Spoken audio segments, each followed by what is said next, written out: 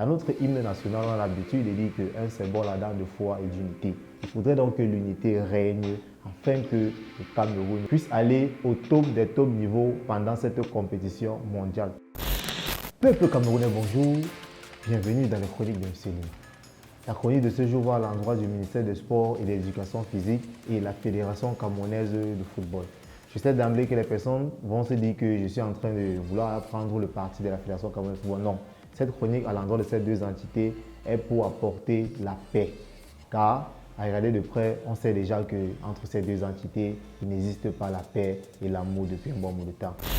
Parlant de la paix, il y a lieu de rappeler au peuple camerounais que l'équipe nationale du Cameroun est en train d'aller au Qatar pour la Coupe du Monde 2022. Et ce n'est plus un secret pour personne, comme j'ai dit à l'introduction de mes propos.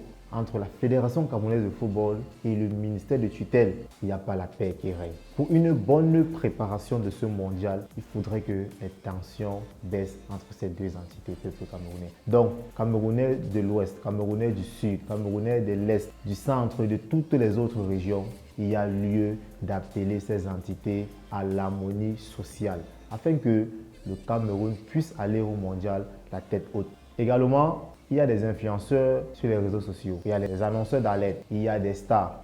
De ce mois de septembre jusqu'en novembre pour la Coupe du Monde, il va falloir vendre l'image du Cameroun au niveau international afin que quand ces lions iront au mondial, que le monde entier puisse connaître que le Cameroun est un pays de paix.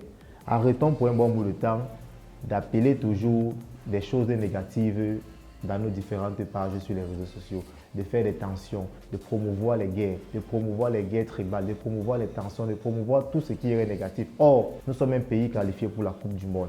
Peuple camerounais, chers frères et sœurs, il y a lieu de prôner en faveur de la paix, en faveur de l'amour. Dans notre hymne national, on a l'habitude de dire qu'un symbole ardent de foi et d'unité. Il faudrait donc que l'unité règne afin que le Cameroun puisse aller au top des top niveaux pendant cette compétition mondiale. Tout cela passe par la paix.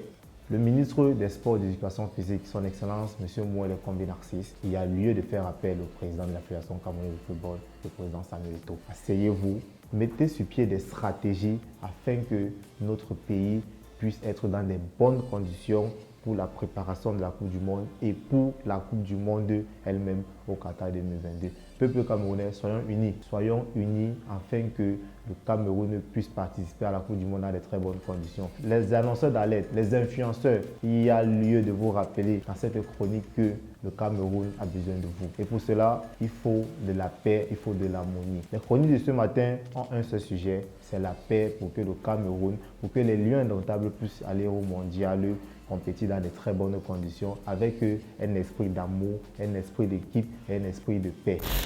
C'était les chroniques de M. Lima. Merci au peuple camerounais de m'avoir prêté une oreille attentive. Très prochainement, je vous reviens avec beaucoup plus d'éléments qui vont favoriser l'évolution du football camerounais et du sport également en général. Merci de m'avoir écouté. Bonne journée au peuple camerounais. Bonne journée à l'Afrique.